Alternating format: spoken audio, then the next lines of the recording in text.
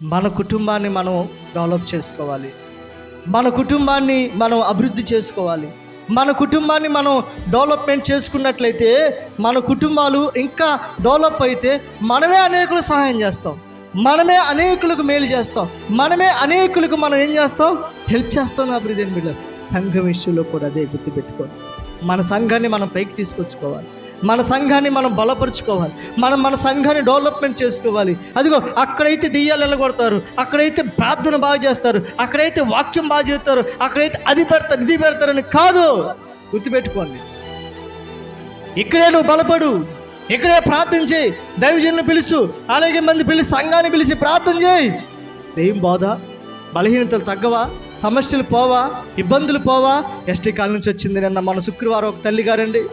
ఆమెకి నా ప్రియమైన బిడ్డలారా చాలా దురాత్మలు పట్టాయి, చాలా భయంకరమైన పిడుసులు వచ్చి పడిపోతూ ఉంది, చాలా అలాగే భయంకరంగా ఆమె కొరుక్కుంటుంది, పెదాలు కొరుక్కుంటుంది, ఆమె గిల్లుకుంటుంది, రొక్కుంటుంది, అన్నీ చేస్తుంది. నా దగ్గర తీసుకొచ్చాడు, పనుకోబెట్టాడు, పండేశాడు. పొద్దున్న పూటండి నా ప్రియమైన బిడ్డలారా, శుక్రవారం పొద్దున్నే మేము లేచాం. కొంచెంసేపటికి ప్రేయర్ అయిపోయిన తర్వాత కొంచెంసేపు అట్లా రెస్ట్ తీసుకున్నాక వెంటనే వాళ్ళు వచ్చారు. వెంటనే మేము నాకు ఇప్పుడు కాదులే పో, ఇప్పుడు కాదు తర్వాత రా అనలా. మేము మాకు ఆ బుద్ధి కాదు అది. ఏ స్థితిలో వచ్చినా, ఏ సమయంలో వచ్చినా అమ్మ అని డోర్ కొట్టారు. వెంటనే ఆశ్రయించి వాళ్ళకి నా ప్రియమైన బిడ్డలారా మంచినీళ్ళు, టిఫిన్ అన్నీ ఏర్పాటు చేసి వాళ్ళ కోసం భారంగా ప్రార్థించాం, వాళ్ళ కోసం కన్నీరు కాచి ప్రార్థించాం. ప్రభువా నీ కుమార్తె అయా దీనదాసుల దగ్గరికి వచ్చారు, ఆశ్రయం కలిగి వచ్చారు, నువ్వు తప్ప ఎవరు లేరని అయా పాస్టర్ గారు ప్రార్థన చేస్తే తగ్గిద్దని ఆశతో ఆసక్తితో వచ్చారయ్యా, ఆశ్రయం కోసం వచ్చారయ్యా.